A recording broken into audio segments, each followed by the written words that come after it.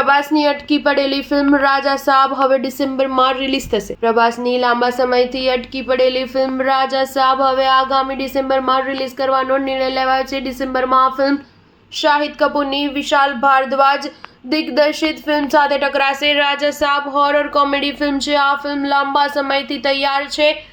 મૂળ ગત એપ્રિલમાં તે રિલીઝ થવાની હતી, જો કે હવે નિર્માતાઓએ જાહેર કર્યા પછી આગામી 5 ડિસેમ્બરે રિલીઝ થશે। ફિલ્મમાં પ્રભાસ ઉપરાંત માલવિકા મોહન તથા નિધિ અગ્રવાલ સહિતના કલાકારો છે। રાજા સાબ તેલુગુ ઉપરાંત હિન્દીમાં પણ રિલીઝ થવાની છે, જો કે આ જ દિવસે શાહિદ કપૂરની વિશાલ ભારદ્વાજ દિગ્દર્શિત ફિલ્મ પણ રિલીઝ થવાની હોવાથી બંને ફિલ્મની તકો પર અસર થશે। આ ફિલ્મમાં શાહિદ કપૂર સાથે તૃપ્તિ ડિમરી પણ સહકલાકાર છે। આ ફિલ્મને શરૂઆતમાં બજેટના કેટલાક ઇસ્યુ નડ્યા હતા। ફિલ્મના પોસ્ટ પ્રોડક્શનમાં પણ વિલંબ થયો હતો। ફિલ્મનું કેટલુંક વીએફએક્સ કામ નવેસરથી કરવું પડ્યું હતું। આ તમામ કારણોસર ફિલ્મની રિલીઝ ઠેલાઈ ગઈ હતી। સ્ટાર ન્યૂઝ 7 હંમેશા સચ્ચાઈની સાથે।